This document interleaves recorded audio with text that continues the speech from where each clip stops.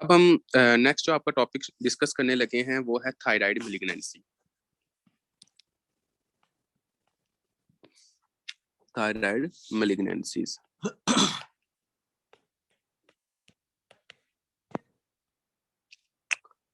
देखें जी, ये thyroid cancer की बात कर रहा है। ठीक हो गया कि थायराइड के अंदर कौन कौन से कैंसर हो सकते हैं। तो सबसे पहले हम लोगों को इस बात का पता होना चाहिए कि आपका जो कैंसर होता है उसको हम जो डिस्कस करेंगे वो है आपका एक तरह का पेपिलरी कार्सिनोमा। ठीक है, पेपिलरी कार्सिनोमा को हम डिस्कस करेंगे। आपने देना है एक कौन सा होता है, पेपिलरी कार्सिनोमा।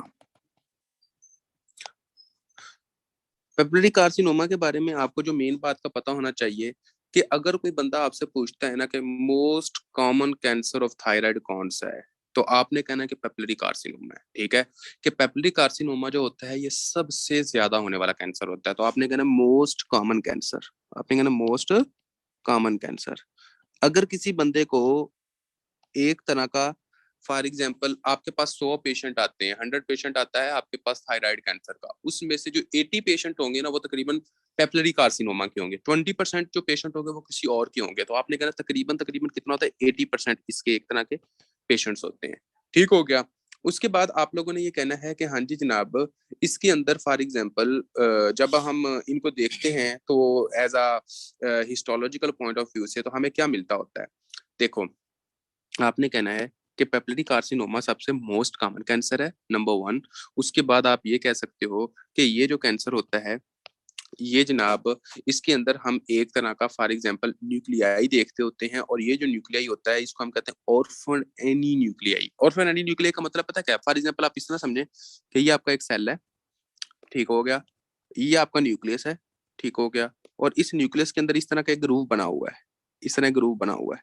जब ये ग्रुप बना होता है तो बंदे की आंख की तरह का नहीं बन जाता, समझ आ रही है, जैसे आंख बनी हो। तो ये बिल्कुल सेम टू सेम वैसा स्ट्रक्चर होता है। इसको हम कहते होते हैं ऑर्फन एनी न्यूक्लियाई। क्या कहते हैं? एक तरह का ऑर्फन एनी न्यूक्लियाई। ये भी आपका एमसीक्यू है कि हाँ जी जनाब, हिस्टोलॉजिकल पॉइंट ऑफ व्यूज पर हम क्या देखते होते हैं, तो आपने कहना ऑर्फन एनी न्यूक्लियाई देखते होते हैं। ठीक हो गया, आपने ये बात करनी है। और दूसरा, ये वाला जो कैंसर है इससे डेथ कम होती है, इससे डेथ कम होती है। और कोई भी ऐसा कैंसर जिससे डेथ कम होती हो उसको हम लिखते होते हैं गुड प्रोग्नोसिस। क्या कहते हैं? एक तरह का गुड प्रोग्नोसिस। ठीक होगा, गुड प्रोग्नोसिस लिखते होते हैं। नंबर लास्ट, आपने ये कहना है कि ये जो कैंसर होता है ये फैलता है आपका लिम्फेटिक्स के थ्रू। किसके थ्रू फैलता है? आपके लिम्फेटिक सिस्टम के थ्रू फैलता है, लिम्फेटिक्स के थ्रू फैलता है, लिम्फेटिक स्प्रेड है। उसके बाद आपने डिस्कस करना है कि हाँ जी जनाब, इसके अंदर जो मोस्टली बंदे की जो एज होती है ये यंग बंदों में होता है। ये किन में होता है? आपके एक तरह का यंग बंदों में होता है, यंग मोस्टली मेल। एज कितनी होती है? 20 to 40 ईयर्स, ये इतना होता है। ठीक है, तो आप लोगों को पता चल गया कि हाँ जी जनाब, पेपिलरी कार्सिनोमा जो होता है मोस्ट कॉमन कैंसर है, 80% तकरीबन होता है। ठीक हो गया। इसके अंदर हम हिस्टोलॉजिकल पॉइंट ऑफ व्यू के अंदर क्या देखते हैं? ऑर्फन एनी न्यूक्लियाई देखते होते हैं। इसका गुड प्रोग्नोसिस है, लिम्फेटिक स्प्रेड है, यंग मेल के अंदर होता है। बस ये बातें आपने याद करनी है। अगर फॉर एग्जाम्पल क्वेश्चन पता है कैसे आएगा, एक यंग बंदा है, वो जनाब इमरजेंसी डिपार्टमेंट के अंदर आता है, उसके जनाब पहले क्या था? एक तरह का लंप था, ठीक होगा।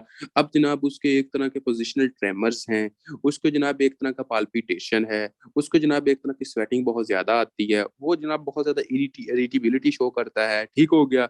उसके बाद जनाब देखते हैं तो उसके अंदर क्या होता है? एक तरह का हिस्टोलॉजिकल पॉइंट ऑफ व्यू से उसकी बायोप्सी की जाती है, और बायोप्सी के ऊपर उसका क्या आते हैं? ऑर्फन एनी न्यूक्लियाई आते हैं। तो ये कौन सा कैंसर है? ये बताएं, शाबाश। अगर वो कहता है ऑर्फन एनी न्यूक्लियाई आते हैं तो आपने क्या कहना है? यंग और orphan any nuclei. Very important, दो बातें सिर्फ याद करनी है। इस क्वेश्चन के अंदर सिर्फ ये दो बातें लिखी होती हैं जब भी ये क्वेश्चन आता होता है, ऑर्फन एनी न्यूक्लियाई और यंग। तो आपने कहना पेपिलरी कार्सिनोमा। फिर आपने जाना है कि ये पेपिलरी कार्सिनोमा का आप एक तरह का मतलब कि गुड प्रोग्नोसिस है या बैड प्रोग्नोसिस? आपने कहना ये गुड प्रोग्नोसिस है। फिर ये फैलता कैसे? लिम्फेटिक्स के थ्रू फैलता है।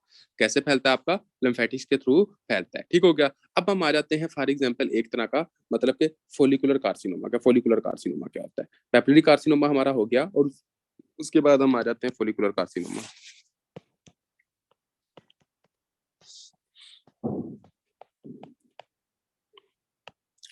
देखें जी, फोलिकुलर कार्सिनोमा आपका वो आपकी बॉडी के अंदर चार तरह के कार्सिनोमा होते हैं जो कि हिमेटोजिनस स्प्रेड होती है। मेरी बात को गौर कर लीजिएगा, ये इंशाल्लाह हम पैथो की बेसिक के अंदर भी डिस्कस डिस्कस करेंगे। अभी बस आप इतना लिख लें कि आपकी बॉडी के अंदर 4 तरह के कार्सिनोमा ऐसे होते हैं जो सिर्फ ब्लड के थ्रू फैलते हैं। बाकी आपकी बॉडी के अंदर जितने भी कार्सिनोमा होते हैं ना, वो सारे के सारे लिम्फेटिक्स के थ्रू फैलते हैं। मेरी बात को गौर किया है?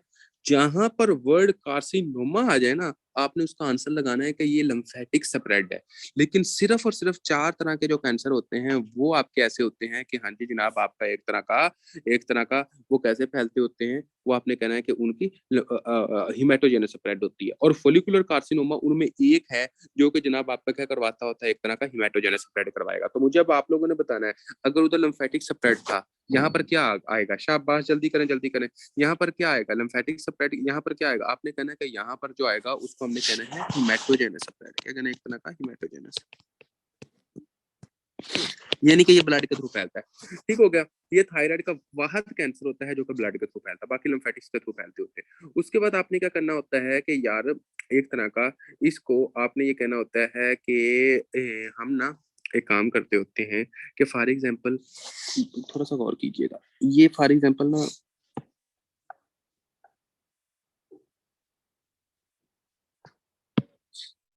आप समझिए कि ये थायराइड है, ये थायराइड के फॉलिकल्स है। ठीक हो गया? ये फॉलिकल्स, एक ऐसा कैंसर होता है उसको हम कहते होते हैं फोलिकुलर एडिनोमा। मेरी बात को गौर कीजिएगा, उसको हम क्या कहते हैं? एक तरह का फोलिकुलर एडिनोमा। सर्जरी के अंदर ये कम चीज लिखी होती है लेकिन फिर भी आप गौर कर लें, फोलिकुलर एडिनोमा।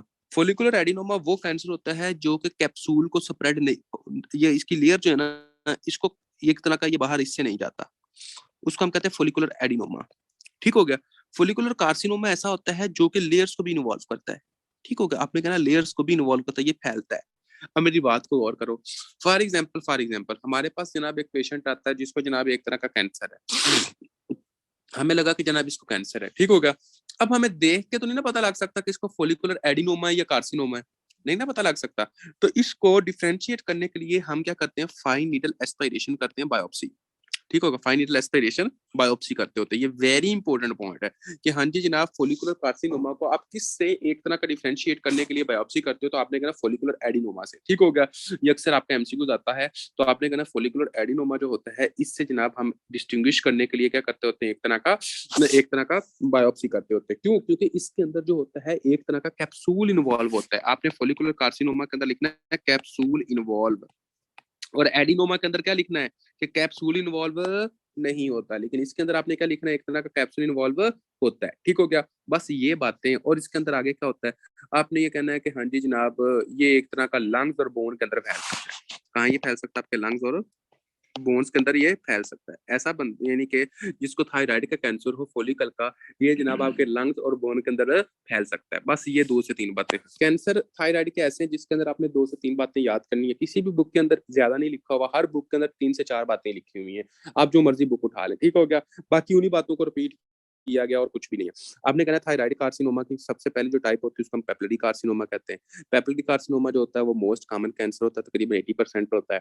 ठीक होगा? उसके बाद आपने ये कहना है कि हाँ जी जनाब, इसका प्रोग्नोसिस गुड होता है, मतलब कि इससे बचने के चांसेस बहुत अच्छे होते हैं। उसके बाद आपने कहना है कि इसका लिम्फेटिक स्प्रेड होता है। उसके बाद इसके अंदर हम क्या देखते हैं? ऑर्फन एनी न्यूक्लियाई देखते हैं। ये एक बहुत ज्यादा मेन इंपॉर्टेंट पॉइंट है, orphan any nuclei, very very important point. ठीक हो गया? उसके बाद आपने कहना lymphatic spread is a very important point. ठीक हो गया? नंबर 2। उसके बाद आपने कहना है कि हाँ जी जनाब, नंबर 3 पे क्या होता है? यंग एज को याद कर लें, गुड है। और उसके बाद गुड प्रोग्नोसिस। ठीक, और मोस्ट कॉमन। ये 4 पॉइंट्स जो हैं ये बहुत ज्यादा मेन इंपॉर्टेंट, जो आपको पता होना चाहिए।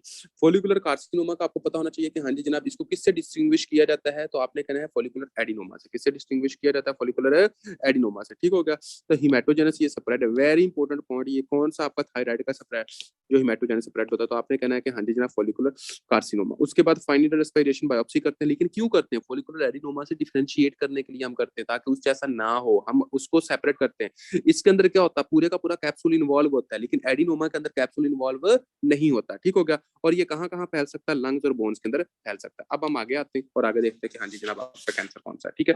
नेक्स्ट आपका जो कैंसर होता है उसको हम कहते होते हैं एक तरह का एनाप्लास्टिक कार्सिनोमा। बल्कि मेडुलरी कार्सिनोमा एक बार कर लें, उसके बाद हम एनाप्लास्टिक कार्सिनोमा की तरफ आते हैं। ठीक है? मेडुलरी कार्सिनोमा करते हैं।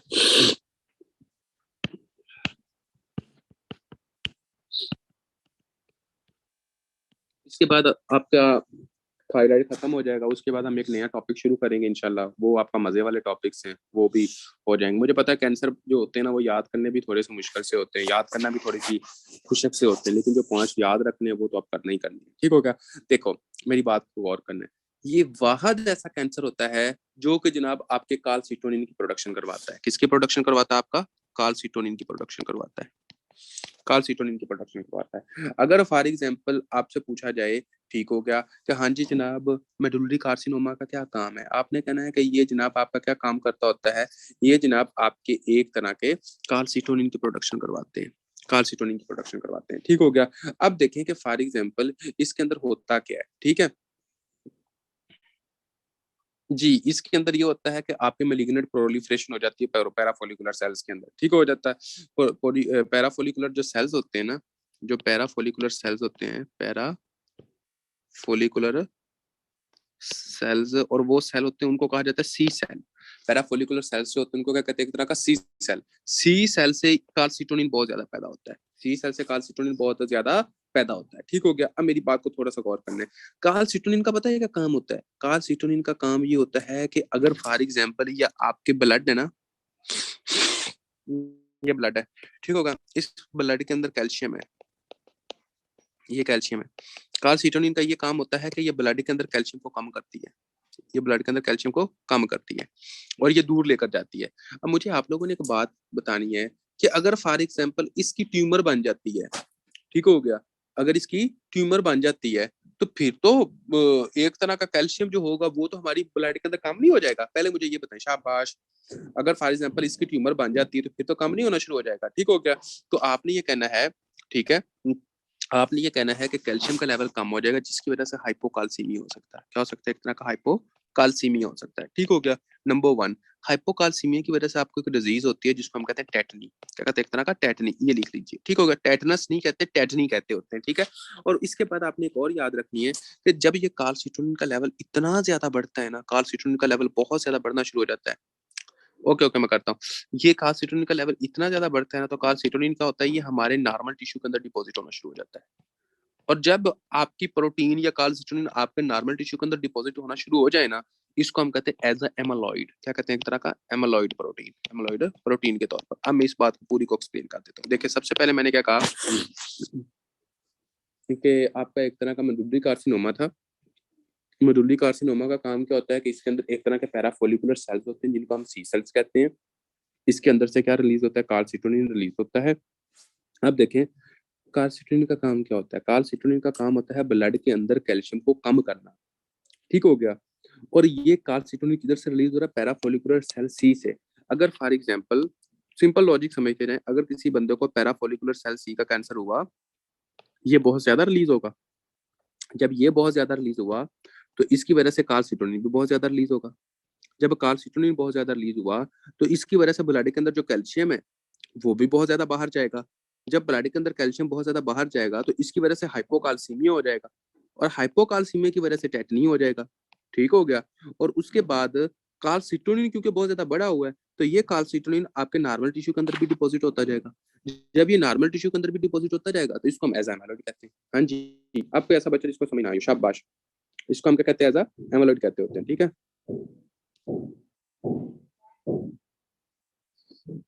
ओके गुड हो गया जी। उसके बाद आपने मतलब कि जैसा आप ये पता चल गया, इसके बाद आप लोगों को ये पता होना चाहिए, ठीक है, कि एक तरह का ये जो होता है ये एसोसिएट कर होता है एक तरह का मैन टू ए, ठीक हो गया, मैन टू ए और मैन टू बी, ठीक हो गया। और उसके बाद रेट ऑन्कोजीन म्यूटेशन लिखी हुई, किन किन जीन के अंदर म्यूटेशन हो सकती है इसके अंदर? MEN two A, MEN two B, इसको हम याद करेंगे एंडो के अंदर, MEN two A, MEN two B.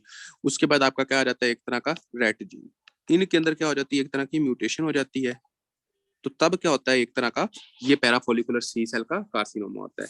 अच्छा जी, मैं अब आप लोगों से पूछता हूँ, शाबाश मुझे बताते जाइए, क्योंकि कैंसर है, रट्टा है थोड़ा बहुत, मेन पॉइंट्स हैं, एमसीक्यूज लाजमी इसमें से एक आधा आ जाता है, लाजमी आ जाता है।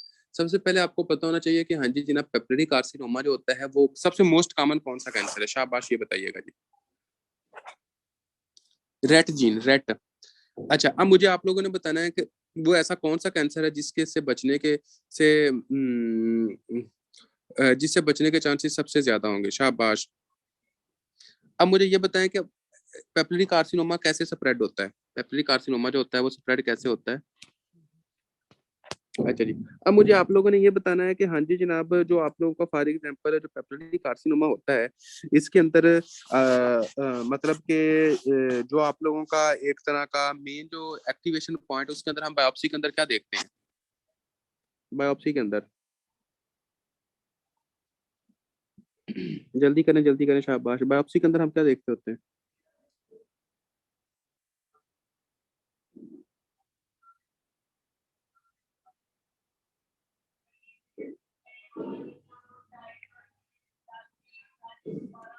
ऑर्फन एनी न्यूक्लियाई, ठीक हो गया। उसके बाद देखो कि फॉर एग्जांपल आ जाता है फॉलिकुलर कार्सिनोमा। फॉलिकुलर कार्सिनोमा आपका कैसे स्प्रेड कैसे होता है? उसके बाद इसको हम किससे डिफरेंशिएट करते हैं? और डिफरेंशिएट करने के लिए हमें किसकी जरूरत होती है? उसके बाद आप लोगों को पता होना चाहिए कि हाँ जी जनाब, बस ये मेन ही है, ठीक हो गया। इसके बाद आप आ जाते हैं हम किसकी तरफ, एक तरह का मतलब के मेडुलरी कार्सिनोमा। ऐसा कोई कैंसर जिसमें कैल्शियम का लेवल कम हो जाता हो ब्लड के अंदर, वो कौन सा है? ऐसा कोई लेवल जिसके अंदर कार्सिटोनिन एमालॉइड बनती हो, वो कौन सा है? ऐसा कोई कैंसर जिसमें पैराफोलिकुलर सी सेल्स इन्वॉल्व हो, वो कौन सा है? Medullary cancer. ऐसा कोई कैंसर जिसमें जनाब मैन 2A मैन 2B और उसके बाद रेट जीन की म्यूटेशन हुई हो, वो कौन सा है? सिंपल सी बात है, मेडुलरी कार्सिनोमा, ठीक होगा। अब हम आ जाते हैं लास्ट, और वो कौन सा होता है आपके एक तरह का मतलब के एनाप्लास्टिक कार्सिनोमा। एनाप्लास्टिक कार्सिनोमा, ये आपका लास्ट है। एनाप्लास्टिक कार्सिनोमा, देखें जी, एनाप्लास्टिक कार्सिनोमा ये वाहद कैंसर है जो सबसे कम होता है और ये सबसे गंदा होता है, ठीक हो गया। आपने कहना है कि ये कैंसर कौन सा होता है? ये सबसे कम होता है, नंबर 1, ठीक हो गया। और ये क्या होता है? ये सबसे गंदा होने का मतलब ये होता है कि ये एक तरह की डेथ करवाता है, ठीक हो गया। तो इसके लिए हम जो टर्म यूज करते हैं इसको हम कहते हैं अनडिफरेंशिएटेड, अनडिफरेंशिएटेड मलिग्नेंट कार्सिनोमा। इसका पुअर प्रोग्नोसिस होता है, बिल्कुल शाबाश, पुअर प्रोग्नोसिस होता है। आपने कहना पुअर प्रोग्नोसिस होता है। एनाप्लास्टिक कार्सिनोमा के अंदर जो होता है, आपने ये कहना है कि हाँ जी जनाब, इसके अंदर ये क्या होता है, मतलब कि आपने ये कहना है कि इसके जो होने के चांसेस होते हैं वो सबसे कम होते हैं, इसके जो चांसेस होते हैं वो सबसे कम होते हैं। उसके बाद आपने ये कहना है कि ये मोस्टली आपका लिम्फेटिक्स के थ्रू फैलता है। उसके बाद आपने बताना ये ओल्ड एज के अंदर होता है। किन के अंदर? ओल्ड एज के अंदर। एमसीक्यूज ये आता है अक्सर, एमसीक्यूज के अंदर ये ओल्ड एज लाजमी मेंशन की जाती है। 70 years old, 80 years old, 60 years old, ठीक होगा, ये लाजमी मेंशन की जाती है। उसके बाद इसके अंदर आपने और चीजें लिखनी है जो कि मेन इंपॉर्टेंट है, वो कौन कौन सी, ठीक हो गया। ये कभी कभी ये वाहद कैंसर है आपके कैंसर में से, थायराइड कैंसर में से ये अकेला वाहद कैंसर होता है जो कि लोकल स्ट्रक्चर्स को इन्वॉल्व करता होता है। कैसे ये लोकल स्ट्रक्चर्स को इन्वॉल्व करेगा? अब मुझे आप लोगों ने बताना, जब लोकल स्ट्रक्चर को इन्वॉल्व करेगा तो वहां पर लोकल स्ट्रक्चर कौन से हैं? और भाईजान एसोफेगस है कि नहीं है? है ना एसोफेगस? आपने कहना वहां पर क्या एक तरह किया है, एसोफेगस है। जब ये एसोफेगस को इन्वॉल्व करेगा तो खाना सही तरह खाया जाएगा? नहीं खाया जाएगा। जब खाना सही तरह नहीं खाया जाएगा तो हम कह सकते हैं कि डिस्फेजिया हो जाएगा।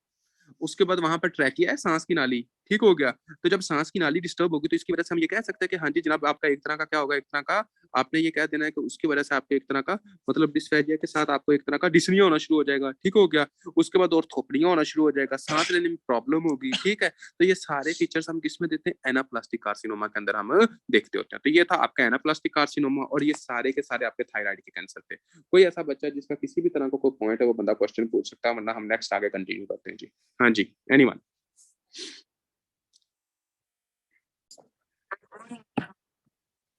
अच्छा जी, तो सबसे पहले अब हम आते हैं जनाब आपका एब्डोमिनल एओर्टिक एनेरिज्म के बारे में, ठीक हो गया। एओर्टिक एनेरिज्म क्या होता है? इसमें से क्वेश्चन आता है लाजमी, ये टॉपिक भी जो है। सबसे पहले एनेरिज्म का मतलब क्या होता है? आपने ये कहना है, अब एनेरिज्म का मतलब ये होता है कि एक तरह का, फॉर एग्जांपल ये आपकी ब्लड वेसल है ना, ये आपकी खून की नाली है ना, ये नॉर्मल इतनी है, ठीक होगा। अगर ये खून की नाली ये इस तरह डायलेट कर जाए, ठीक होगा, इसको हम एक तरह का क्या कहते हैं, एक तरह का एक तरह का एनोरिज्म कहते होते हैं। आपने क्या कहना है कि for example dilation of dilation of blood vessel, उसको हम क्या कहते हैं एक तरह का, मतलब कि आपका क्या कहना है एक तरह का, आपने कहना है कि इसको हम क्या कहते हैं एक तरह का एनोरिज्म कहते होते हैं। ठीक है, आपने कहना तकरीबन मोर देन 50%, फिर हम इसको एनोरिज्म कहते हैं।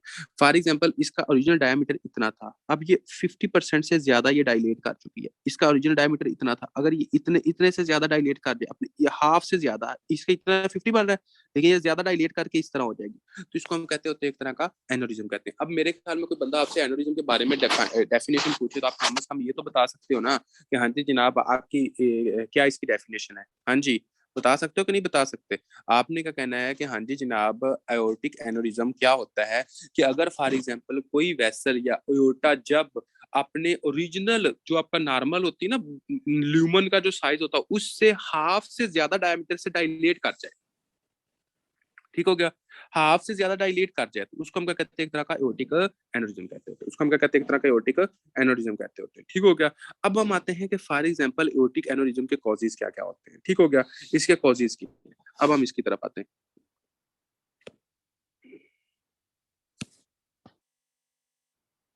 सबसे पहले यहाँ पर लिख लें कि एक तरह का एओर्टिक एनोरिज्म है क्या, dilation of blood vessel, dilation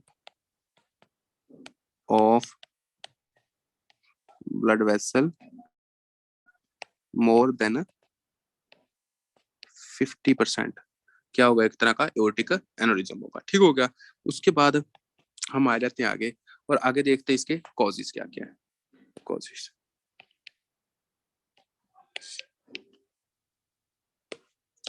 इसके कॉजेज के बारे में आप लोगों को पता होना चाहिए।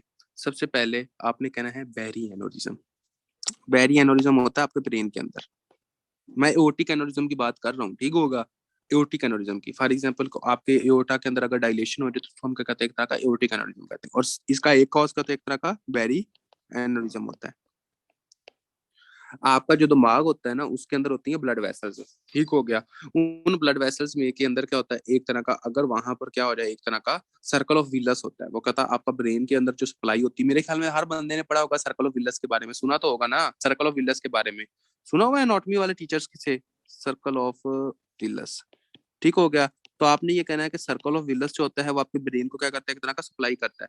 अगर फॉर एग्जांपल वो डायलेट कर जाए, अगर वो ऊपर इस तरह हो जाए, ठीक होगा, उसमें से कोई वेसल है, ठीक होगा, तो उसको हम कहते हैं एक तरह का बैरी एनोरिज्म, उसको हम क्या का नाम देते हैं एक तरह का बैरी एनोरिज्म। तो एओर्टा उसके अंदर भी डायलेट हुआ। अब हम आगे आते हैं, आगे कौन सा हो सकता है। आगे आप लोगों ने कहना है कि फॉर एग्जाम्पल अथीरोस्क्लेरोसिस, क्या कहना है आपने एक तरह का अथीरोस्क्लेरोसिस, इसका एक कॉज ये है अथीरोस्क्लेरोसिस।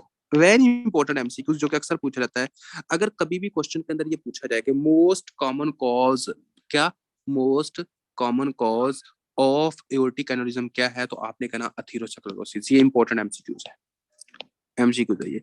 मोस्ट कॉमन कॉज, आपने most common cause of athero sorry most common cause of aortic aneurysm, of aortic aneurysm, तो आपने क्या आंसर देना है, आपने आंसर इसका देना है कि इसको का नाम का एक तरह का अथीरोस्क्लेरोसिस होता है। ठीक होगा, नंबर थर्ड पे हम आ जाते हैं। नंबर थर्ड पर कौन सी बात लिखी हुई है, नंबर थर्ड पर हम आते हैं कि फॉर एग्जांपल अगर किसी बंदे को एक तरह का सिफिलिस हो, थर्ड डिग्री सिफिलिस, समझ आ रही है, थर्ड डिग्री सिफिलिस, जो बंदा जिसको सिफिलिस की डिजीज होती है उसमें हार्ट की इन्वॉल्वमेंट होना शुरू हो जाती है, तो आपने कहना सिफिलिस की वजह से भी हो सकता है। ठीक होगा, सिफिलिस की वजह से भी हो सकता है। टर्शरी सिफिलिस, जी बिल्कुल, टर्शरी सिफिलिस के अंदर लिख लें आगे, यानी कि टर्शरी सिफिलिस के अंदर। आगे रहता है नंबर 4। ठीक हो गया, नंबर 4 जो होता है, अगर फॉर एग्जांपल मेरी बात को थोड़ा सा गौर करना है कि अगर फॉर एग्जांपल किसी बंदे को कोई इन्फेक्शन हो, ठीक हो गया, फंगल इन्फेक्शन की वजह से भी हो सकता है, फंगल इन्फेक्शन की वजह से भी हो सकता है। नंबर 5 जो आप लोगों ने याद करना है, इसके अंदर आता है पोली आर्टरी नोडोजा, पैरा पोली आर्टरी नोडोजा इसको हम कहते होते हैं, PAN, ये हो गया। और इसके बाद जो आता है वो ट्रॉमा, नंबर 6 ट्रॉमा, ट्रॉमा की वजह से भी आपका ये हो जाता है। ठीक है, तो ये आपके कॉजेज है जो आप लोगों को पता होने चाहिए, कोई और पता हो ना हो कम से कम खुदा दा वास्ता ये याद करना है आपने, अथीरोस्क्लेरोसिस लाजमी याद करना है। आपकी पैथो के अंदर वेरी इंपॉर्टेंट एमसीक्यूज आता होता है कि हाँ जी जनाब अब्डोमिनल एओर्टिक एनोरिज्म का, ठीक हो गया, हो सकती है पॉलीसिस्टिक किडनी डिजीज के अंदर भी हो सकता है। उसके बाद वो तो वैसे तो कई डिजीज आ जाती है, एह्लर-डैनियस सिंड्रोम आ जाता है फॉर एग्जांपल। उसके बाद जनाब आप लोग अगर हम कार्टिलेज के लिहाज से देखें, उसके बाद जनाब मार्फन सिंड्रोम के अंदर चांसेस हो सकते हैं, टाइप 1 कोलाजन के अंदर हो सकते हैं, लेकिन वो मेडिसिन की बात है, ठीक है? उसके अंदर अभी हमने जाना नहीं है क्योंकि वो मेडिसिन का सारा हिसाब है। तो अभी जो हमारा टॉपिक है वो सर्जरी है, सर्जरी के रिलेटेड जो थोड़े बहुत हैं पॉइंट्स वो मैं बताऊंगा। बाकी इंशाल्लाह ये फुल टॉपिक आपका मेडिसिन के अंदर भी क्लियर हो जाएगा, टेंशन नहीं ले। तो देखें फॉर एग्जांपल आपकी बेरी एनोरिज्म, अथीरोस्क्लेरोसिस, सिफिलिस की वजह से, फंगल इन्फेक्शन की वजह से, पॉलीआर्थराइटिस नोडोजा की वजह से और ट्रोमा की वजह से, ये इसके कॉजेज हैं जिसकी वजह से एओर्टिक एनोरिज्म हो सकता है। अब हम आते हैं फॉर एग्जांपल इसके कॉजेज जो मैंने अभी बताए हैं आप लोगों को, ठीक होगा? इसको मैं एक्सप्लेन करूंगा। सबसे पहले मैं जिसको एक्सप्लेन करूंगा अथीरोस्क्लेरोसिस को, कि अथीरोस्क्लेरोसिस के अंदर क्यों ये होता है, ठीक होगा? इधर लिख लें कि एक तरह का पैथोजेनेसिस ऑफ अथीरोस्क्लेरोसिस या मैकेनिज्म जो होता है अथीरोस्क्लेरोसिस का वो क्या। और एक बात और लिखना है इसके अंदर, एज, क्वेश्चन के अंदर एज जो होती है वो ओल्ड एज होती है, वेरी इंपॉर्टेंट पॉइंट इसके अंदर लिख लें वीआई, ठीक होगा? ओल्ड एज के अंदर ये होता है, कभी भी क्वेश्चन के अंदर नॉर्मल 20 25 30 वाला नहीं आता, हमेशा क्वेश्चन के अंदर 40 50 50 60 वाला बंदा आता होता है, ठीक हो गया? तो आपने हमेशा ये बात अपने माइंड में रखनी है कि हाँ जी जनाब ये क्या होता है, एक तरह का एज वाली बात आपने नहीं बोलनी, जो सीधी बात है एज में से क्वेश्चन लास्ट में आता है, ठीक है? Age is very important. अब हम आते हैं हाँ जी जनाब आपके एक तरह की पैथोजेनेसिस वाला पॉइंट। पैथोजेनेसिस में क्या है? पैथोजेनेसिस के अंदर आप लोगों ने ये बताना है कि फॉर एग्जांपल सबसे पहले हम अथीरोस्क्लेरोसिस को देखते हैं, ठीक हो गया? अथीरोस्क्लेरोसिस को देखते हैं कि अथीरोस्क्लेरोसिस क्या होता है, इसके अंदर क्या होता है। अब आप लोगों ने थोड़ी सी अक्लमंदी का मुजाहरा करना है, ठीक है? फॉर एग्जांपल अगर ये आपकी ब्लड वेसल है, अगर ये आपकी किस तरह की ब्लड वेसल है, ठीक हो गया? अथीरोस्क्लेरोसिस का मतलब क्या होता है कि ब्लड वेसल के अंदर क्या बन जाना, एक तरह का क्लॉट बन जाना, प्लेक बन जाना, ऐसे ही है। अब अगर फॉर एग्जांपल यहाँ पर एक तरह का क्लॉट बन गया, यहाँ पर क्लॉट बन गया, ठीक हो गया? यहाँ पर लिपर्स का क्लॉट है।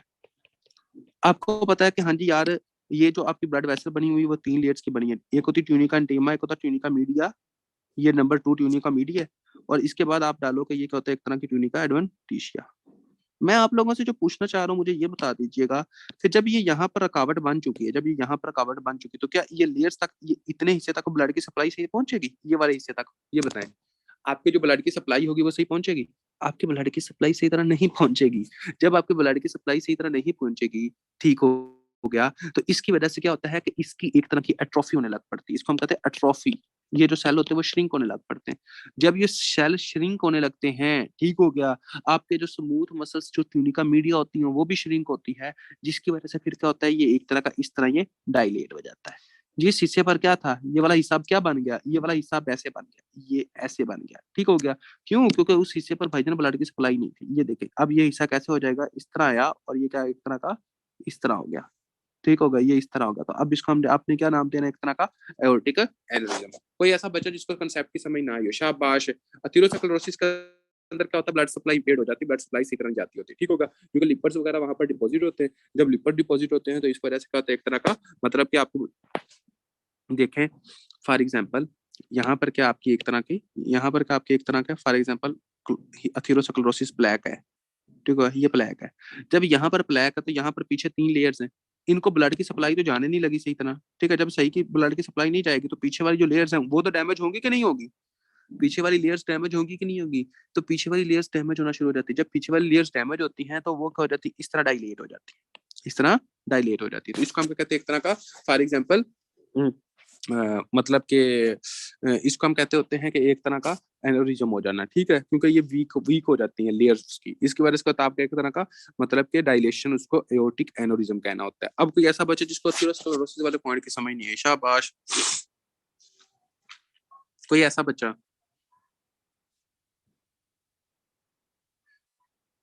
ओके जी। अब हम आगे आते हैं और आगे देखते हैं। आगे आ जाता है हाँ जी जनाब आपका सिफिलिस की वजह से, सिफिलिस की वजह से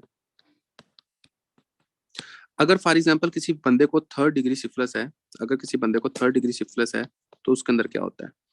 आपने ये कहना है कि 3rd डिग्री सिफिलिस के अंदर ये होता है कि फॉर एग्जांपल ये एक बंदे की ब्लड वेसल है, ठीक होगा? ये लेयर, उसके बाद ये लेयर 2, ये लेयर नंबर 3, ठीक हो गया? उसके बाद ये 1, उसके बाद ये 3, ये लेयर्स जो है ना, ये आपका कोई सिफिलिस का जो पैथोजेंस होता है वो क्या काम करता है, वो ऐसे कारनामा अदा करता होता है कि वो जनाब आपकी ब्लड वेसल्स की इन्फ्लेमेशन कर देता है, इसकी इन्फेक्शन करवाता है, इन्फ्लेमेशन करता है।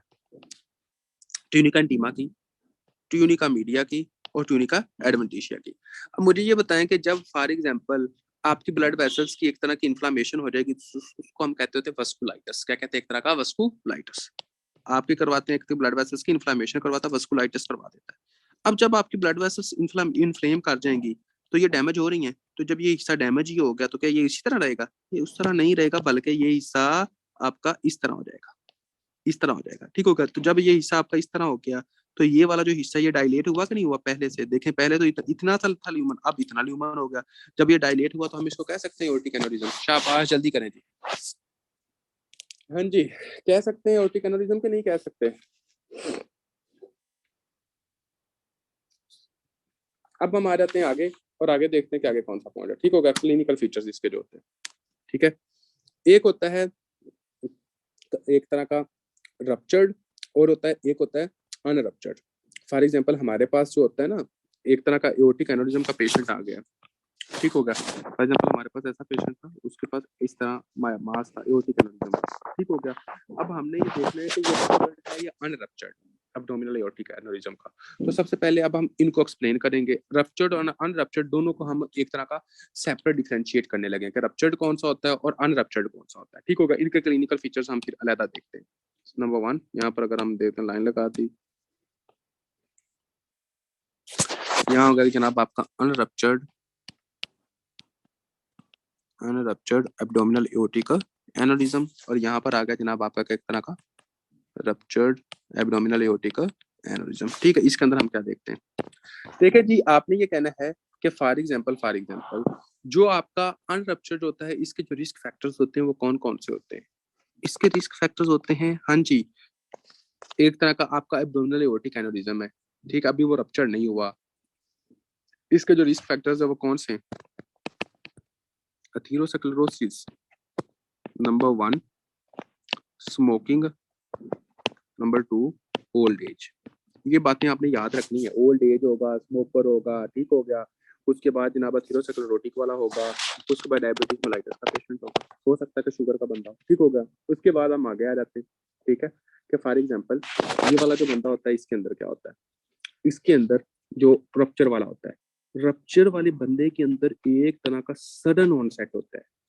यार आप खुद सोचो कि अगर फॉर एग्जांपल ये आपका हार्ट है, ठीक हो गया, हार्ट से ब्लड ऐसे आता है, जब ये वेसल फट जाएगी तो सडन हार्ट सेट होएगा कि नहीं होगा? ये रप्चर होगा तो ब्लड सारा बाहर ही निकल जाएगा। मुझे ये बताएं, थोड़ा सा अकलमंदी का मुजाहरा करें।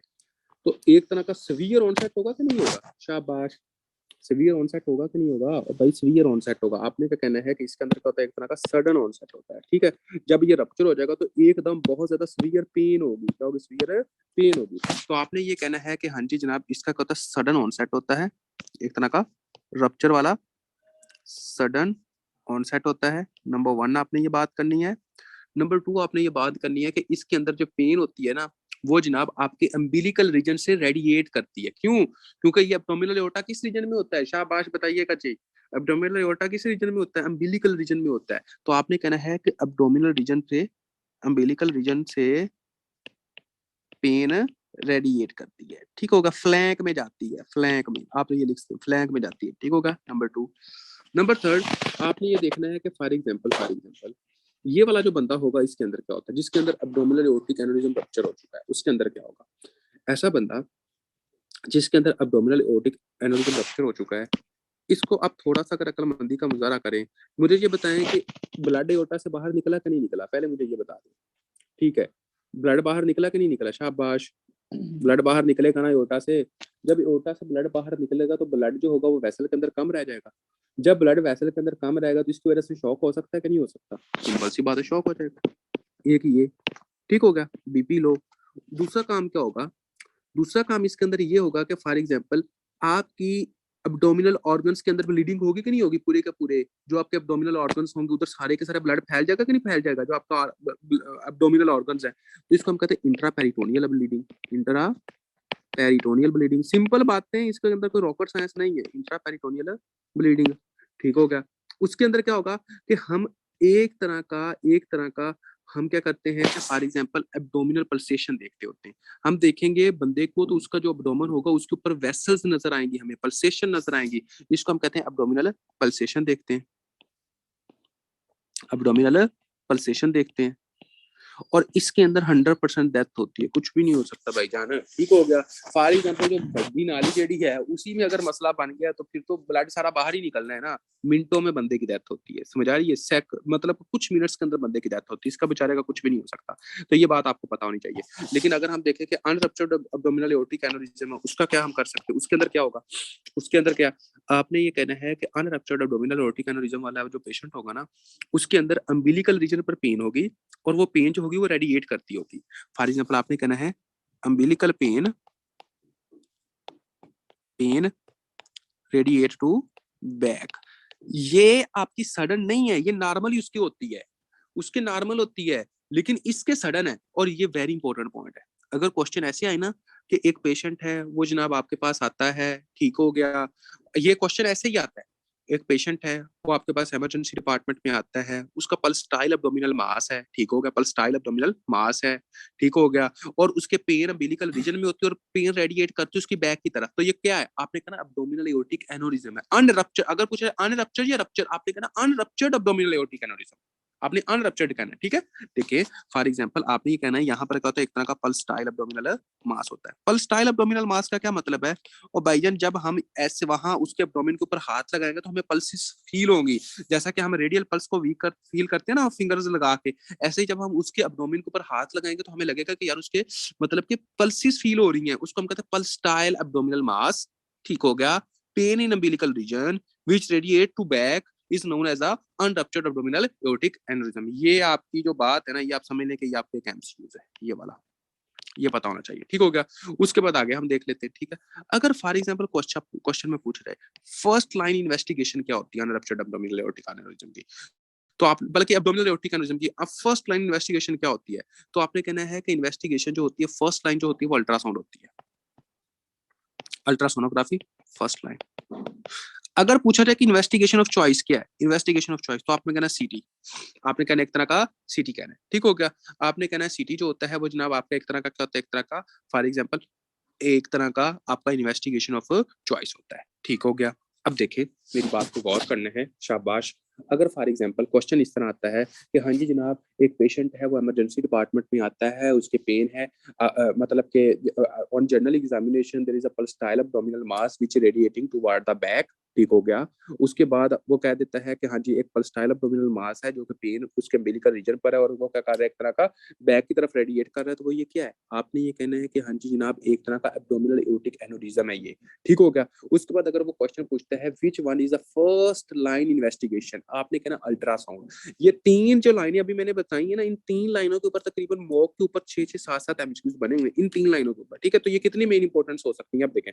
उसके बाद अगर पूछता है कि इन्वेस्टिगेशन ऑफ चॉइस क्या है, तो आपने कहना CT scan, investigation of CT scan. अगर फॉर एग्जांपल एक पेशेंट आता है वो कहता है a patient presented to emergency department with sudden onset of acute abdominal pain which start from the umbilical region and radiating toward the flank, ठीक होगा। Blood pressure is 80 80 40, ठीक होगा, ब्लड प्रेशर उसने कम बता दिया, ठीक हो गया।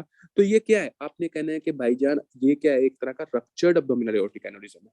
रप्चर्ड एब्डोमिनल एओर्टिक एनेरिज्म क्यों, क्योंकि भाईजान उसका ब्लड प्रेशर कम हो गया, सडन उसके पेन हुई है, पल्सटाइल उसके मास है, उसके बाद जनाब पेन जो हो गई है, ब्लड प्रेशर उसका कम हो गया, शॉक के अंदर बंदा जा रहा है, बंदे ने मरना ही है, तो इसका क्या एक तरह का ये सारा हिसाब है, ठीक हो गया। आगे हम आ जाते हैं, आगे क्या होता है, आगे देखें। फॉर एग्जाम्पल ये सारा हो गया, इसके बाद हम आते हैं एक तरह का ट्रीटमेंट की तरफ। इसका भी ट्रीटमेंट, इसका भी ट्रीटमेंट। इसका ट्रीटमेंट तो हमें तकरीबन पाकिस्तान में जो बंदा हो ना उसका समझ ले कि 110% डेथ ही होती है बेचारे की, क्यों, क्योंकि पहुंच ही नहीं सकता पूरे टाइम के ऊपर।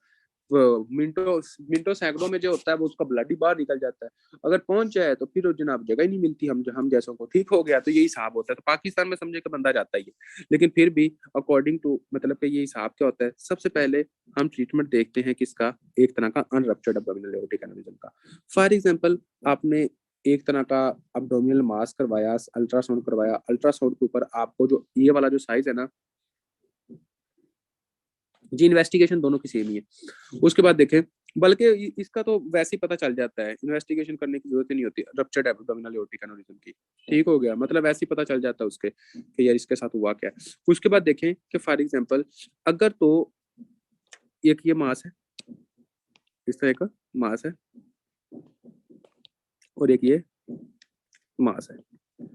अगर आपका लेस देन 5.5 सेंटीमीटर, अगर आपका less than 5.5 centimetre, less than 5.5 centimetre हो, और अगर आपका मोर देन 5.5 सेंटीमीटर हो, इसको हम डिफरेंशिएट करते हैं। मतलब कि एक पेशेंट हमारे पास आया, वो कहता डॉक्टर साहब मेरे इधर जो है ना, जब मैं फॉर एग्जांपल खड़ा होता हूँ ना, तो मेरे ये एक गोला सा बना हुआ है, वो जो है ना एक तरह का कभी गुम हो जाता है, कभी मिल जाता है। ठीक होगा, मतलब कि वो पाल्पेबल है। ठीक होगा, उसको कहता है डॉक्टर साहब मेरे यहाँ पर मैदे के अंदर पेन भी है। ठीक होगा, और उसके बाद मेरे जो पेन है ना, वो मेरी मेरी मतलब के ना मेरे साइड्स फ्लैंक रीजन पर जा रही है। ठीक होगा, तो आपने उसको क्या कहना है, आपने ये कहना है कि इसको अनरप्चर्ड एब्डोमिनल एओर्टिक एन्युरिज्म है। फिर आपने क्या करना, अल्ट्रासाउंड करना। अल्ट्रासाउंड के अंदर अगर आप देखते हो कि ये जो मास अगर तो 5.5 सेंटीमीटर से कम है, और अगर ये 5.5 सेंटीमीटर से ज्यादा है, तो इन दोनों का ट्रीटमेंट मुख्तलिफ है। ठीक होगा, तो अगर फॉर एग्जाम्पल आपका ये मास जो होता है, ठीक होगा, लेस देन 5 सेंटीमीटर से कम हो, ठीक होगा, तो हम वो मेडिसिन देते हैं एक तरह का, मतलब के आप ये कह सकते हो कि फॉर एग्जांपल सर्जरी मेथड की तरफ हम कम जाते होते हैं। ठीक हो गया, इसके अंदर हम सर्जरी मेथड की तरफ कम जाते हैं। लेकिन अगर फॉर एग्जांपल किसी बंदे का एक तरह का 5.5 सेंटीमीटर से ज्यादा हो, तो उसके अंदर हम एक तरह का सर्जरी ही करते हैं।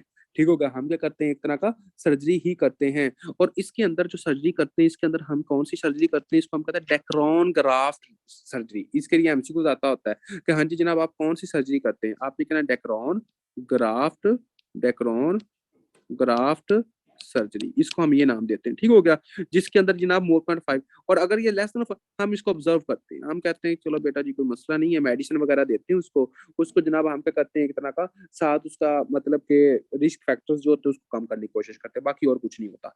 इसका क्या होता है सर्जरी, और सर्जरी के लिए हम कौन सी ग्राफ्ट इस्तेमाल करते हैं, Dacron. Dacron very important point जो कि एमसीक्यूज के अंदर आता होता है। अब हम आ जाते हैं हाँ जी जनाब एक तरह का रप्चर्ड वाले पॉइंट की तरफ। रप्चर्ड वाले पॉइंट की तरफ क्या होता है, इसके अंदर क्या होता है कि फॉर एग्जांपल हमारे पास एक बंदा आया ब्लड, उसको इसके अंदर ब्लड की कमी होगी कि नहीं होगी, सबसे पहले तो मुझे ये बताएं, ये जो पेशेंट होगा इसके अंदर ब्लड की कमी होगी कि नहीं होगी, शाबाश।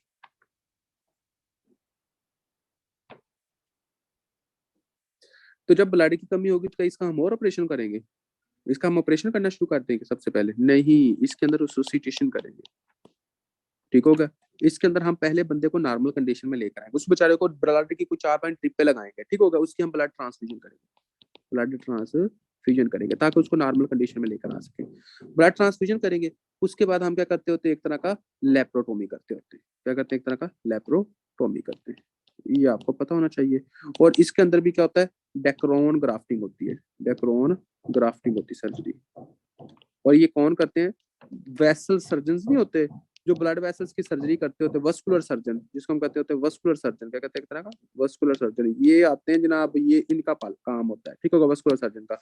फॉर एग्जांपल ये था पूरे का पूरा आपका टॉपिक है एक तरह का एओर्टिक एन्युरिज्म का था। सबसे पहले मैं पूरे टॉपिक के आप लोगों को एक बार रिव्यू बता देता हूँ कि हाँ जी जनाब एओर्टिक एन्युरिज्म क्या था।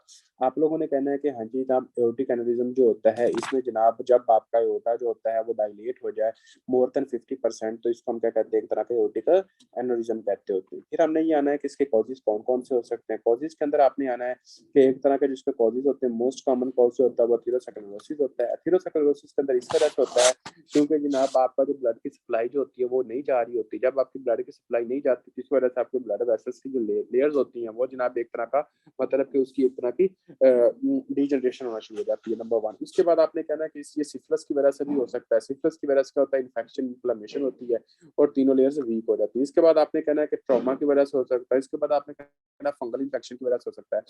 इसके बाद आपने ये कहना है कि हाँ जी जनाब आपका एक तरह का ये कुछ कॉजेज हैं। और इसके अंदर आपने ये कहना है कि एज जो होगी वो इसके अंदर ज्यादा होती है। बंदा जो होता है वो स्मोकर होता है। अगर फॉर एग्जांपल ये बंदा हमारे पास आता है और उसके बाद कहता है कि डॉक्टर साहब यहाँ पर मेरे पास style abdominal mass which radiating to the back, और उसके बाद क्या होता है pain start from the umbilical region, ये क्या है आपका अनरप्चर्ड एब्डोमिनल एओर्टिक एन्युरिज्म। अगर एक बंदा आता है वो जनाब sudden onset with bleeding shock, और उसके बाद एब्डोमिनल मास अनरप्चर्ड, सॉरी आपका एक तरह का क्या होता है कि एक तरह का जनाब style abdominal mass, sphere abdominal abdominal pain which ready to back, उसके बाद शॉक के अंदर आता है तो आपने कहना रप्चर्ड हो चुका है। उसके बाद आता है सबसे पहले आपने क्या करना है, एक तरह का इसका अल्ट्रासाउंड करना है, फिर सीटी स्कैन करना है। अल्ट्रासाउंड के ऊपर आपने देखा या सीटी स्कैन के ऊपर आपने देखा कि लेस देन 5.5 सेंटीमीटर था तो आपने क्या करना ऑब्जर्वेशन, अगर मोर देन 5.5 सेंटीमीटर हो तो आपने क्या करना है, एक तरह का इसकी डेक्रोन ग्राफ्टिंग करवानी है, सर्जरी जो होती है। आगे आता है रप्चर्ड एब्डोमिनल एओर्टिक एनेउरिज्म। और रप्चर्ड एब्डोमिनल एओर्टिज्म के लिए पहले बंदे के अंदर ब्लड कम है तो पहले हम ब्लड देंगे, रिसोसिटेट करेंगे, इसको हमने रिसोसिटेट किया, फिर हमने लेप्रोटोमी की, फिर हमने डेक्रोन ग्राफ्टिंग की। लेकिन अगर पूछा जाए कि बेस्ट जो ट्रीटमेंट है वो क्या, आपने कहना सर्जरी डेक्रोन ग्राफ्टिंग। ठीक है, तो ये था जनाब आपका मतलब कि एब्डोमिनल एओर्टिक का। अब हम आते हैं एओर्टिक डाइसेक्शन की तरफ। इसके अंदर किसी बच्चे का कोई क्वेश्चन है तो आप लोग पूछ सकते हो। ये आपका हार्ट फॉर एग्जांपल, ठीक है, आप इस तरह समझें कि जैसा कि ये आपका एट्रियम है, ये आपका वेंट्रिकल है, ठीक हो गया। अब आपने ये समझना है कि फॉर एग्जांपल ये वेंट्रिकल से ब्लड इस तरह निकल रहा है, ठीक हो गया, ये वेंट्रिकल से इस तरह ब्लड निकल रहा है। ओके, एओर्टिक डाइसेक्शन का मतलब क्या है? एओर्टिक डाइसेक्शन का मतलब ये होता है कि आपको पता है कि ये आपके हार्ट की कितनी लेयर्स होती हैं, ब्लड वेसल्स की 3 लेयर्स होती हैं, ट्यूनिका इंटीमा, ट्यूनिका मीडिया और ट्यूनिका एडवेंटिशिया। ये 3 लेयर्स हैं, आपने ये समझना, ठीक होगा। अगर वो कंडीशन के जिस कंडीशन के अंदर वो कंडीशन जिस कंडीशन के अंदर आपकी ब्लड वेसल्स के ऊपर जोर जोर से फोर्स लग रही हो, जब ब्लड वेसल्स के ऊपर जोर जोर से फोर्स लग रही होगी तो ये ट्यूनिका इंटीमा रप्चर हो जाए, ट्यूनिका इंटीमा रप्चर हो जाए। जब आपकी ट्यूनिका इंटीमा रप्चर हो जाए तो उसके बाद जो ब्लड जाएगा वो कहाँ जाएगा? ब्लड आपका ट्यूनिका इंटीमा और मीडिया के दरमियान में इस तरह रन करना शुरू कर देगा, ठीक होगा, एक और रास्ता ले लेगा। समझे कि नहीं समझे? तो इसके मतलब क्या होगा कि नॉर्मल जो ल्यूमन है उसके अंदर कम हो जाएगा, जो नॉर्मल जो ल्यूमन होगा उसके अंदर कम हो जाएगा। तो आपने पता क्या कहना है? आपने ये कहना है कि हाँ जी जनाब, जब ब्लड जो होता है वो जनाब आपका ब्लड वेसल्स को छोड़कर, ठीक हो गया, अपना खुद का एक नया रास्ता बना लेता है, उसको हम कहते हैं एओर्टिक डाइसेक्शन। क्या कहते हैं? एक तरह का एओर्टिक डाइसेक्शन। मतलब कि वो कंडीशन, फॉर एग्जांपल ये आपकी एक तरह का क्या, एक तरह का ट्यूनिका इंटीमा था, इस ट्यूनिका इंटीमा के अंदर इस तरह ब्लड जो है वो चल रहा था, ठीक हो गया। उसके बाद आपने ये कहना है कि फॉर एग्जांपल ये ट्यूनिका मीडिया आ गया, ट्यूनिका मीडिया आ गया। उसके बाद आपने ये कहना है कि हाँ जी जनाब ये होता है एक तरह का ट्यूनिका एडवेंटिशिया हो गया, ट्यूनिका एडवेंटिशिया हो गया, ठीक हो गया। उसके बाद आपने ये कहना है कि हाँ जी जनाब वो कंडीशन जिसके अंदर क्या होता है, एक तरह का ब्लड वेसल्स का होती है, एक तरह की रप्चर होती है, अगर ये ब्लड वेसल्स टीयर्स हो जाए, टीयर्स, ट्यूनिका इंटीमा टीयर्स, और उसके बाद जो ब्लड है वो जनाब अपना एक ल्यूमर बना रहे, ये ट्यूनिका इंटीमा और मीडिया के दरमियान में अपना ल्यूमर बना ले, तो इसको हम कहते हैं एओर्टिक डाइसेक्शन। समझ आई है कि मेरा बात करने का मकसद क्या था? शाबाश, कोई ऐसा बच्चा जिसको समझ ना आई हो, कोई ऐसा बच्चा जिसको समझ ना आई हो। देखें, आपकी ब्लड वेसल्स की 3 लेयर्स होती हैं, tunica intima, tunica media, tunica adventitia. ये अंदर वाली जो लेयर इसको हम इंटीमा कहते हैं, ये दरमियान वाली लेयर इसको हम मीडिया कहते हैं, ये बाहर वाली इसको हम एडवेंटिशिया कहते हैं।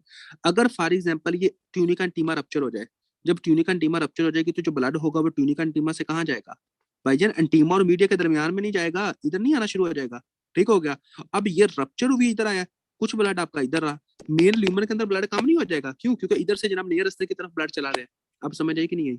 वो कंडीशन जिसमें जनाब ट्यूनिका इंटीमा रप्चर हुई और उधर से जो ब्लड है वो ट्यूनिका इंटीमा और मीडिया के दरमियान में चलना शुरू हो गया और नॉर्मल ल्यूमन के अंदर ब्लड कम हो गया, नॉर्मल ल्यूमन के अंदर ब्लड कम हो गया, इसको हम कहते होते हैं एओर्टिक डाइसेक्शन। इसको हमने क्या कहना है? एओर्टिक डाइसेक्शन कहना होता है। क्लियर है?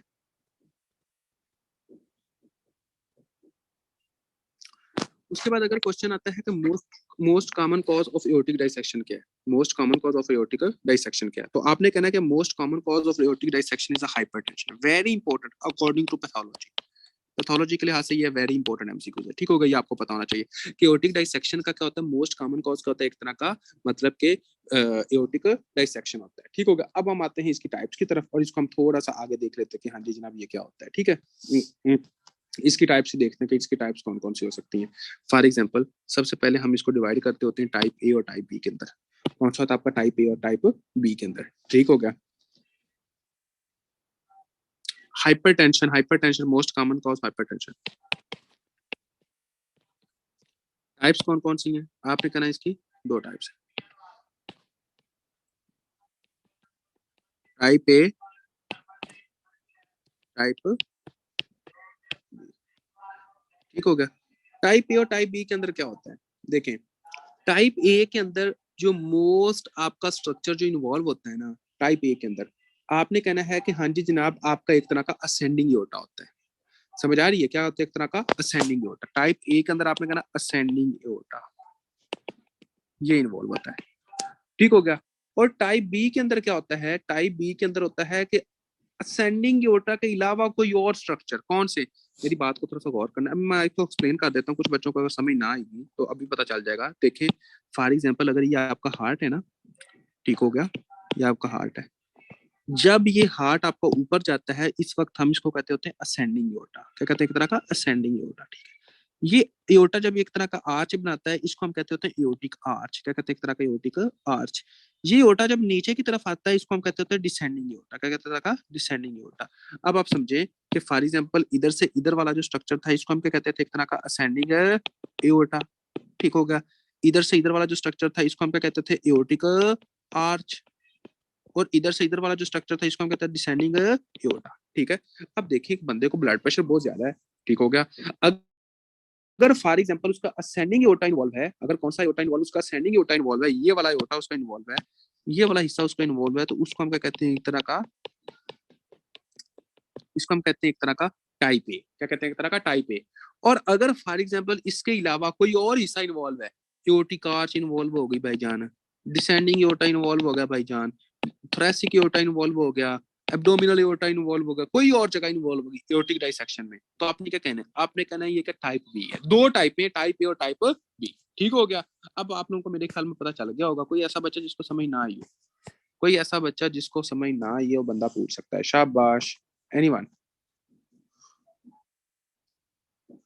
क्लियर है? अब हम आ जाते हैं जनाब आपका टाइप ए का क्या हिसाब होता है क्लिनिकल फीचर्स की तरफ। क्या था आपका? Clinical features. क्लिनिकल फीचर्स को देखते हैं इसके क्लिनिकल। इस तरह एक्सेप्ट, यहाँ पर लिखते हैं एक तरह का except ascending aorta. Ascending aorta के अलावा कोई भी और जगह होगी तो ये होगा। अब हम आ जाते हैं एक तरह का क्लिनिकल फीचर्स की तरफ। क्लिनिकल फीचर्स कौन से होते हैं? Clinical features. क्लिनिकल फीचर्स के अंदर आपको जो मेन बात का पता होना चाहिए, देखिए इसके अंदर क्या होता है कि एक तरह का चेस्ट पेन होती है, टीयरिंग चेस्ट पेन होती है। आपने कहना है कि एक तरह का ये बहुत सवियर पेन होती है। ठीक हो गया। आपने कहना है टीयरिंग सवियर चेस्ट पेन। ठीक हो गया। आपने कहना है एक तरह का टीयरिंग चेस्ट पेन। ठीक होगा। रेडिएटिंग टू बैक या इंट्रास्केपुलर रीजन। इंट्रास्केपुलर रीजन, मेरी बात को थोड़ा सा गौर करना है। फॉर एग्जाम्पल ऐसे जो बंदे होते हैं ना, उनको चेस्ट के ऊपर इतनी ज्यादा दर्द होती है ना, और चेस्ट के साथ जो उनके शोल्डर होते हैं ना, शोल्डर के दरमियान वाली जगह पर बहुत ज्यादा दर्द होती है। फॉर एग्जाम्पल ये एक बंदे का ये शोल्डर है, एक बंदे का ये वाला शोल्डर है। ठीक हो गया। अब ये जो शोल्डर के दरमियान वाली जो जगह है ना, यहाँ पर बहुत ज्यादा सीवियर दर्द होती है। ठीक हो गया। यहाँ पर और चेस्ट के अंदर अगर कोई भी ऐसा बंदा जो कहता है डॉक्टर साहब मेरे शोल्डर के दरमियान में और उसके बाद मेरे छाती में बहुत ज्यादा सीवियर ऐसी पेन हो रही जैसे मेरे छाती में किसी जगह को कोई चाकू वगैरह लगा हो, ठीक हो गया, कोई खंजर वगैरह लगा हो, तो आपने कहना है कि एक तरह की एओर्टिक डाइसेक्शन वाला पॉइंट है। ये पता है एक तरह का एओर्टिक डाइसेक्शन वाला पॉइंट है। ठीक हो गया। अब आगे हम आते हैं, टीयरिंग जो पेन होती है वो इसके अंदर होती है। Very important point. तो होता है एक तरह का टीयरिंग पेन जो होती है वो इस तरह होती है, इसके अंदर होती है। इंट्रास्केपुलर पेन होती है, बिटवीन द स्केपुला होती है। ये आप लोगों को पता होना चाहिए। अब मेरी बात को थोड़ा सा गौर कीजिएगा। शाबाश। फॉर एग्जाम्पल माशाल्लाह आप सारे वैसे भी समझदार हैं, इतना तो आप लोगों को पता चल जाएगा। देखिए ये एक तरह का हार्ट है। अगर ये फॉर एग्जाम्पल इस तरह मसला बन रहा है, ठीक हो गया, मेरी बात को आपने गौर करना है कि अगर फॉर एग्जाम्पल ये डिसेंडिंग एओर्टा का मसला है, यहाँ पर मसला है, डिसेंडिंग एओर्टा का मसला है। ठीक हो गया। आप देखें कि अगर यहाँ पर रप्चर होता है, अगर यहाँ पर रप्चर होता है तो ब्लड जो होगा इधर से इधर जाएगा कि नहीं जाएगा? पहले मुझे ये बता दें। शाबाश। इधर से इधर जाएगा कि नहीं जाएगा? बताएं। ये ल्यूमर के दरमियान वाली जगह पर जाएगा। रप्चर की बात कर रहा हूँ, जाएगा क्यों नहीं जाएगा? रप्चर हुआ है ना, जब रप्चर हुआ है तो इधर जाएगा ब्लड। ठीक हो गया। मतलब कि नॉर्मल ल्यूमर को छोड़कर ट्यूनिका एंटीमा और मीडिया के दरमियान में जाएगा, जो कि मैंने इसकी डेफिनेशन के ऊपर इतना टाइम लगाया, वो वही तो मैं बात कर रहा हूँ। ठीक होगा। तो जब ये इधर जाएगा तो नॉर्मल ल्यूमर के अंदर ब्लड ज्यादा रह जाएगा या कम रह जाएगा? जो नॉर्मल ल्यूमर है उसके अंदर ब्लड कम नहीं रह जाएगा? नॉर्मल ल्यूमर के अंदर ब्लड कम रह जाएगा। जब नॉर्मल ल्यूमर के अंदर ब्लड कम रह जाएगा, यहाँ पर ब्लड कम है, ठीक हो गया, ये आपका थोरेसिक एओर्टा बना, ये आपका एब्डोमिनल एओर्टा बना। ठीक होगा। और ये आपका एक तरह का लोअर लिम्ब के अंदर डिवाइड होगा इस तरह। ठीक हो गया। तो लोअर लिम्ब के अंदर जब हम पल्सेस फील करेंगे तो हमें मजबूत पल्सेस मिलेगी या स्ट्रॉन्ग पल्सेस मिलेंगी, मुझे ये बता दे शाबाश। जो लोअर लिम्ब हमारा होगा उसके अंदर हमारा जो ब्लड जा रहा होगा वो कम होगा या ज्यादा? लोअर लिम्ब के अंदर हमें वीक पल्सेस मिलेंगी, वीक पल्सेस मिलेंगे, ठीक होगा, वीक पल्सेस, ठीक होगा, ये आपको पता होना चाहिए। अब देखें अपर लिम्ब का तो मसला ही नहीं है, क्योंकि अपर लिम्ब में जो एओर्टिक आर्च निकलती होती है उससे क्या निकलता है, सब क्लेवियन आर्टरी निकलती है, कॉमन कैरोटिड आर्टरी निकलती है, ठीक हो गया। सब क्लेवियन आर्टरी जो होता है वो जनाब आपका ब्लड लेकर जाती है अपर लिम्ब में। अब इधर मसला नहीं है, इधर जो ब्लड है वो तो सही जा रहा है। जब इधर ब्लड सही जा रहा है तो आपने क्या कहना है कि यहाँ पर ब्लड प्रेशर ज्यादा होता है, लोअर लिम्ब में ब्लड प्रेशर कम होता है। नॉर्मल बंदे में लोअर लिम्ब के अंदर ब्लड प्रेशर ज्यादा होता है, अपर लिम्ब के अंदर ब्लड प्रेशर ज्यादा होता है। जो नॉर्मल बंदा है ना, फॉर एग्जांपल हमारे अंदर पता है क्या होगा, हमारे अंदर लिख ले कि नॉर्मल बंदे के अंदर लोअर लिम्ब जो होता है ब्लड प्रेशर क्या होता है वहां पर ज्यादा होता है, अपर लिम्ब की निस्बत, अपर लिम्ब की निस्बत, अपर लिम्ब ब्लड प्रेशर कम होता है, यहाँ पर ज्यादा होता है, ठीक हो गया। लेकिन ये वाला जो बंदा होगा इसके अंदर क्या होगा, इसके अंदर क्या होगा, लोअर लिम्ब के अंदर ब्लड प्रेशर कम होगा और अपर लिम्ब के अंदर ब्लड प्रेशर ज्यादा होगा। समझे नहीं समझे इस पॉइंट को? शाबाश। कोई ऐसा बच्चा जिसको इस पॉइंट की समझ नहीं आई? कोई ऐसा बंदा जिसको इस पॉइंट की समझ नहीं आई? तो आपने क्या कहना है, जो इसका हाल मार्क है ना, आपने ये कहना है कि अपर और लोअर लिम्ब की पल्सेस क्या होंगी, एक तरह की डिले हो जाएगी। जो नॉर्मल बंदा होता है ना, जो हमारा है ना नॉर्मल बंदे के अंदर, उसका जो लोअर लिम्ब होगा ना उसके ऊपर ब्लड प्रेशर ज्यादा होगा, अपर लिम्ब के ऊपर ब्लड प्रेशर कम होगा। मेरी बात सुन ले। फॉर एग्जांपल अगर हम अपर लिम्ब के ऊपर ये ब्लड प्रेशर देखते हैं, अगर यहाँ पर ब्लड प्रेशर सिस्टोलिक 120 आ रहा है ना, लेकिन लोअर लिम्ब के ऊपर सिस्टोलिक जो ब्लड प्रेशर आएगा वो 140 आएगा, ठीक होगा, यानी कि लोअर लिम्ब के ऊपर ज्यादा आएगा। लेकिन इस डिजीज के अंदर क्या होता है, क्योंकि लोअर लिम्ब को तो ब्लड मिल ही नहीं रहा, जब लोअर लिम्ब को ब्लड ही नहीं मिल रहा, जब यहाँ ब्लड ही नहीं मिल रहा तो पल्सेस वीक होंगी कि नहीं होगी? लेकिन अपर लिम्ब में तो सही है, ठीक होगा। तो इस वजह से अपर लिम्ब में ब्लड ज्यादा, अपर लिम्ब में ब्लड ज्यादा, लोअर लिम्ब में ब्लड, लोअर लिम्ब में ब्लड कम, ठीक होगा। इसको हम एक और नाम देते हैं, इसको हम कहते हैं radio femoral delay, radio femoral delay. Radio femoral delay आप एक और डिजीज के अंदर भी देखते हो, याद है किसी को? शाबाश। किसके अंदर देखते होते हैं? Coarctation of aorta, very good sir. Coarctation of aorta के अंदर देखते होते हैं, ठीक है। तो आपको पता होना चाहिए कि क्वार्कटेशन ऑफ एओर्टा के अंदर भी हम रेडियो फीमोरल डिले देखते हैं। तो आपको ये पता चल गया। अब हम आते हैं आगे, और आगे आप लोगों को पता होना चाहिए कि हाँ जी जनाब, अगर फॉर एग्जाम्पल क्वेश्चन ऐसा आता है, कभी भी क्वेश्चन एग्जामिनर ऐसा पूछता है कि हाँ जी जनाब एक बंदा है वो जनाब आपके पास आया, ठीक हो गया, उसके जनाब सीवियर चेस्ट पेन है जो कि जनाब इंट्रास्कैपुलर रीजन पर रेडिएट कर दिया, रेडियो फीमोरल डिले है, तो वो क्या है? एओर्टिक डाइसेक्शन है भाईजान। आंखें बंद करके ये आंसर लगाना है, ठीक हो गया। एक पेशेंट है, इमरजेंसी डिपार्टमेंट में आता है, टीयरिंग चेस्ट पेन है, इंट्रास्कैपुलर रीजन पर पेन है, उसके बाद जनाब रेडिएट कर दिया और उसके बाद जनाब रेडियो फीमोरल डिले है, यानी कि अपर लिम्ब में पल्सेस ज्यादा है, लोअर लिम्ब में पल्सेस कम है, तो क्या है आपने कहना है कि भाईजान उसको रेडियो फीमोरल डिले। उसके बाद हम आ जाते हैं इन्वेस्टिगेशन की तरफ। इन्वेस्टिगेशन, इन्वेस्टिगेशन में आपने ये कहना है कि हाँ जी जनाब, एक तरह का सबसे पहले हम क्या देखते होते हैं, एक तरह का ईसीजी। चेस्ट पेन के साथ जो भी बंदा आता है हम उसकी ईसीजी करते होते हैं सबसे पहले, ठीक हो गया, सबसे पहले हम ईसीजी करते हैं। लेकिन इन्वेस्टिगेशन ऑफ चॉइस का होता है एक तरह का सीटी एंजियोग्राफी, सीटी चेस्ट कहता है, एक तरह का सीटी चेस्ट। हम सीटी चेस्ट के अंदर देखते हैं कि वो मसला कहाँ बना, उससे हमको पता चल जाता है, ठीक हो गया। अगर इससे भी ना पता चले तो फिर हम करते हैं एमआरआई, क्या करते हैं, एक तरह का एमआरआई। सबसे पहले अगर इन्वेस्टिगेशन ऑफ चॉइस पूछा रहा है कि हाँ जी जनाब एओर्टिक डाइसेक्शन का क्या है, तो आपने कहना सीटी। उसके बाद अगर अगर इससे भी ना पता चले तो कौन सा? एमआरआई। फर्स्ट लाइन कौन सा है? ईसीजी, ठीक हो गया। और इसके बाद आपने क्या काम करना है, इसके होते हैं दो टाइप्स, मतलब के जो दो टाइप्स, टाइप ए और टाइप बी। जो टाइप ए होता है ना, इसका अर्जेंट सर्जरी करते होते हैं। अगर हमें पता चल जाए ना कि यहाँ का मसला है, सर्जरी, इसको मेडिसिन प्लस सर्जरी, पहले मेडिसिन और सर्जरी दोनों देते हैं। लेकिन ये जो होता है, क्योंकि ये इतना खतरनाक नहीं होता, ये टाइप ए ज्यादा खतरनाक होता है, डायरेक्ट अर्जेंट हमें सर्जरी करनी पड़ती है। लेकिन इसके अंदर हम मेडिसिन के साथ थोड़ा सा कंपनसेट करने की कोशिश करते हैं। ये था जनाब आपका एओर्टिक डाइसेक्शन का टॉपिक। कोई बच्चा जिसको एओर्टिक डाइसेक्शन के अंदर से क्वेश्चन तो पूछ सकता है। एक बार मैं दोबारा रिपीट कर देता हूँ, ठीक हो गया, कि एओर्टिक डाइसेक्शन क्या है। एओर्टिक डाइसेक्शन जो होता है, आपको पता होना चाहिए कि जब फॉर एग्जांपल आपकी ट्यूनिका एंटीमा रप्चर होकर आपका ब्लड जो है वो ट्यूनिका मीडिया और एंटीमा के दरमियान में आ जाए, इसको हम एओर्टिक डाइसेक्शन कहते हैं। मोस्ट कॉमन कॉज जो होता है वो जनाब आपका हाइपरटेंशन होता है। आपने आपने ये कहना है इसकी दो टाइप्स हैं, टाइप ए और टाइप बी। टाइप ए जो होता है इसके अंदर आपका असेंडिंग एओर्टा इन्वॉल्व होता है।